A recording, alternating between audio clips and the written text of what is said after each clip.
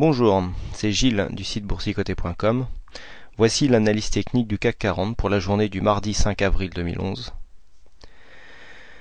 Et donc aujourd'hui nous avons eu une seconde séance d'hésitation puisque nous le voyons ici, cette bougie en forme de doji avec un corps vraiment très petit.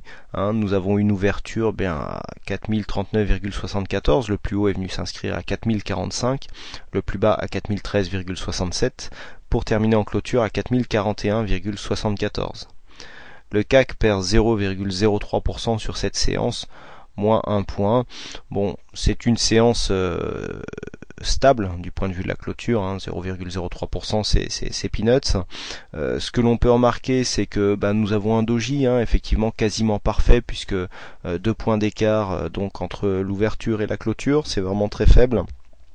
On vient encore une fois ici hésiter sous cette résistance baissière que je vous indiquais comme vraiment étant le rempart le premier signe de renversement par rapport à ce que nous avions connu précédemment, ici si on se replace du point de vue de la tendance un peu plus moyen terme, voilà, nous étions dans un trend donc où les plus hauts et les plus bas significatifs étaient toujours de plus en plus hauts, donc y compris pour les plus bas. Là, nous avons fait une attaque de ce trend puisque ça correspond au plus fort de la crise japonaise. Donc le trend ici est cassé.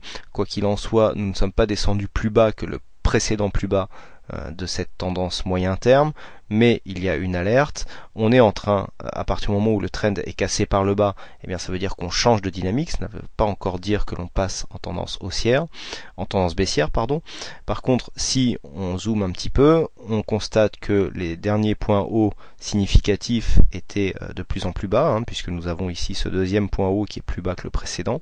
Donc nous avions tracé une droite de résistance qui passait par ces plus hauts, et nous constatons que cette zone de résistance agit sur les tendances, sur les séances actuelles, puisque quasiment au contact ici de cette zone, les cours viennent vraiment, on a vraiment deux belles bougies d'hésitation, sans volume, puisque les volumes sont largement inférieurs à la moyenne. Idem pour la volatilité, on voit vraiment très peu d'activité sur les marchés en ce moment, ce qui nous donne des séances que je trouve personnellement assez ennuyeuses. C'est des choses qui arrivent. Il y a aussi des échéances qui arrivent en fin de semaine, notamment une réunion de la Banque centrale qui est très attendue.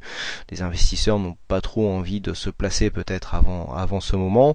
Donc si on regarde du point de vue de la tendance, on a une grosse frayeur ici qui correspond à la crise japonaise, Fukushima. Et puis là, il y a eu un effet de rattrapage. On a certainement pricé ici une catastrophe nucléaire. La catastrophe nucléaire, je dirais grosse catastrophe serait en train de s'éloigner, parce que vu ce qu'on continue à avoir sur la gestion de cette crise par le Japon, c'est pas toujours très joli. Mais a priori, le pire serait en train d'être évité. Je dis bien serait parce que c'est toujours au conditionnel. Techniquement, qu'est-ce que nous avons ? Nous avons une deuxième bougie donc qui vient casser la dynamique, puisque même si nous avions marqué un plus haut hier, nous n'avons pas du tout marqué de plus haut aujourd'hui. Même les plus hauts et les plus bas sont plus bas que les précédents. Donc il y a une rupture de la tendance haussière très court terme. Ici, nous avions tracé une ligne de support, donc un support haussier qui était secondaire, qui prenait vraiment que cette tendance directe. Nous constatons que cette résistance est franchie dès l'ouverture, que nous n'avons pas réussi à remonter par-dessus. Le support était assez dynamique. Donc on vient s'inscrire ici en cassure de cette tendance haussière, et si on fait suite à au premier support haussier que je vous avais tracé, qui était lui très dynamique, on a cassé, on a longé ce support comme une résistance, et là maintenant on commence à s'éloigner. La dynamique haussière, suite à ce rebond qui avait été constaté ici, qui avait été bien marqué par les indicateurs, est en train de s'essouffler. C'est pas parce qu'on sort d'une dynamique haussière qu'on va forcément rentrer dans une dynamique baissière. Nous entrons dans une zone d'attente. On peut aussi très bien avoir une zone de consolidation horizontale, voire un triangle symétrique. Pour l'instant, il est trop tôt pour le dire. On sort de la dynamique haussière. Du point de vue des indicateurs, bon, on a un RSI qui est assez haut quand même, puisqu'il est à 57 points. Il pourrait être encore un peu plus haut, mais bon, pour l'instant ça va.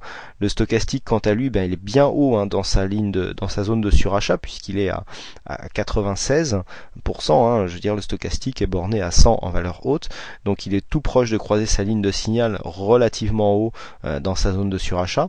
Et puis on voit le MACD qui, avec un peu plus d'amplitude que lors du précédent signal, se retourne, un MACD qui était hier à 22,4, qui est aujourd'hui donc à 21,28, donc se retourne. On voit les histogrammes ici qui passent dans le rouge et qui donc nous indiquent une possibilité de retournement prochain et donc de consolidation.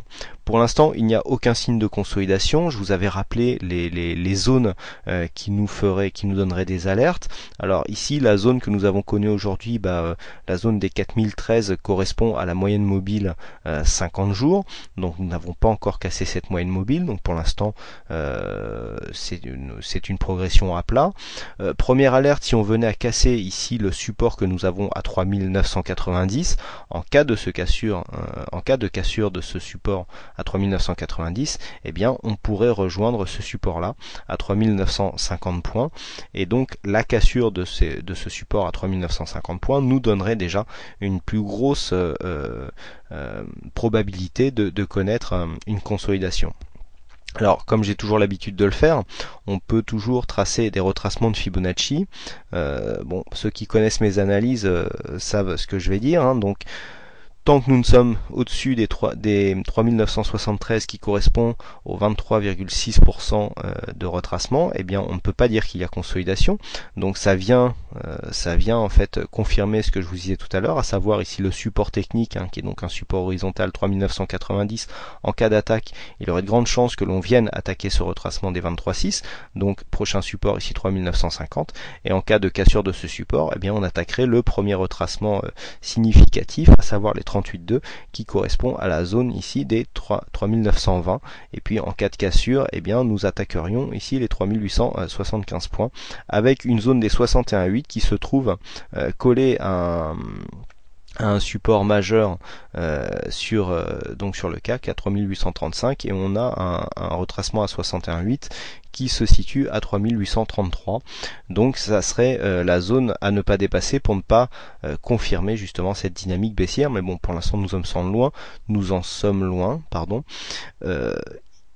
Pour l'instant, tant que 3990 tient, la tendance n'est pas remise en cause, on casse simplement la dynamique.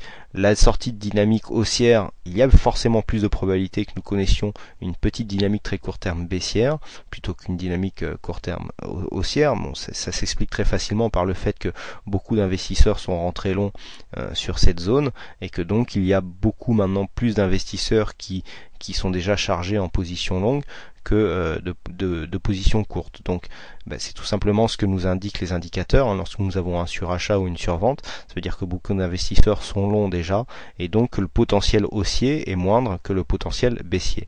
Je rappelle que les indicateurs ne nous donnent que des probabilités et aucune certitude. On n'est jamais sûr de rien quand on trade sur les marchés.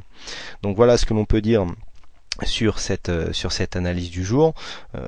Constater comment les volumes sont vraiment faibles, qui s'accompagnent avec une très faible volatilité. Là on est vraiment sur une zone d'essoufflement, une zone d'attente, on sort de la dynamique.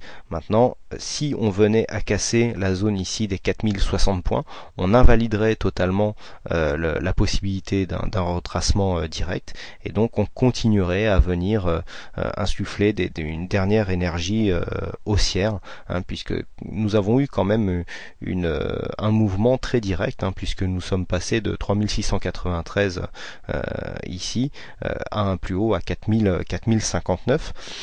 C'est quand même, ça fait presque 400 points de hausse ininterrompue sur un CAC à 4059, ça fait presque 10%. On peut le mesurer aussi, l'outil existe tout à fait. Donc on se met ici sur le plus bas et on vient sur le plus haut, et voilà, le système nous dit 9,9%. donc c'est une hausse très très conséquente, qui a été vraiment très rapide donc sur le CAC 40. Voilà ce que l'on peut dire donc sur sur cette séance. Je vous remercie encore une fois à toutes et à tous pour vos nombreuses visites sur le site boursicoté.com. Vous êtes toujours très nombreux à venir visiter le site et donc les vidéos, et je vous en remercie. Donc il ne me reste plus qu'à vous souhaiter à toutes et à tous une bonne soirée, bonne chance dans votre aide, et je vous donne rendez-vous dès demain pour de prochaines analyses vidéo. Bonsoir.